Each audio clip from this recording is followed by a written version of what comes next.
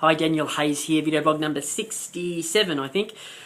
Just read a fantastic post on Facebook, which I thought I'd talk about. And the post was on a guy that owns and runs a big franchise group. I won't say where, it doesn't matter, but it was the CEO of the group, and he said about that, I remember when I left my group, someone had a crack at me saying, well, you won't do as well under the brand anymore. And, you know, it was like saying that the brand or the big group, you know, the national group, was the reason for my success. Anyone in real estate that has done well knows that is the biggest load of shit that can ever be spoken.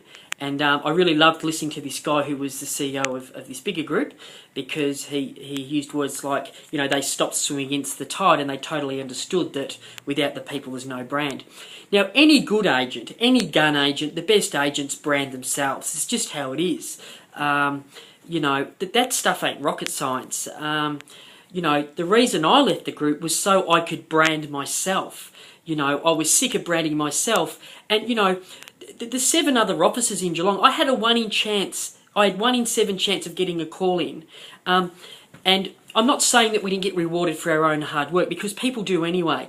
But what I do now is I have a 1 in 1 chance of getting a call in. I get all the call-ins. Now, on Monday, we had our most generic phone valuation is one where they don't request anyone.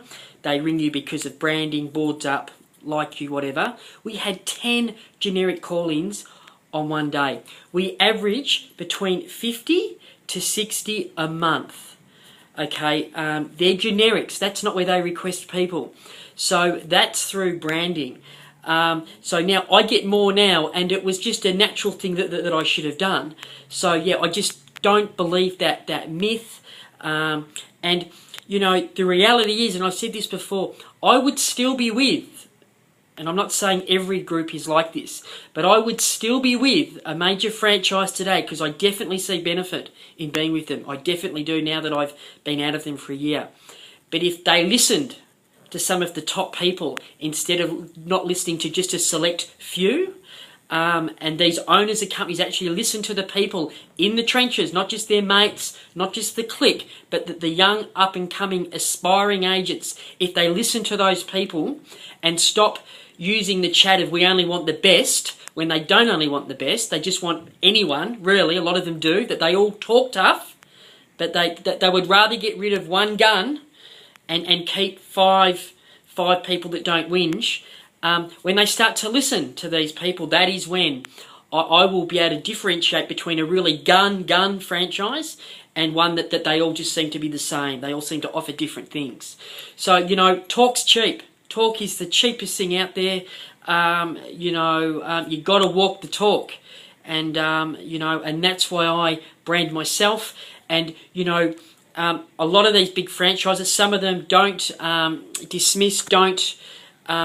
scared to brand their people, because the people become bigger than the brand, and that's what happens. People list with individuals; they don't list with brands, and people know that. That's why when a gun agent leaves a company, as soon as he touches any stock, everyone wants to sue them. I mean, you know, I've had it happen. Jan, we've all had it happen here. I've gone after people that have left because they've taken stock, but that's why it happens, because it's really not about the brand in any way, shape, or form. Just in finishing, your mediocre agent will hide behind the brand. They need the brand.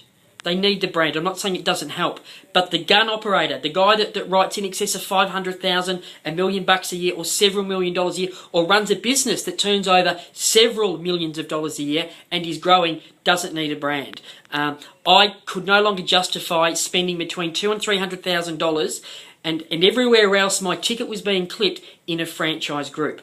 So instead of whinge and whine about it, and a lot of people love to whinge and whine about it, make no mistake, I left and I stuck my own name with Michelle Winkles on the front, and we went for it.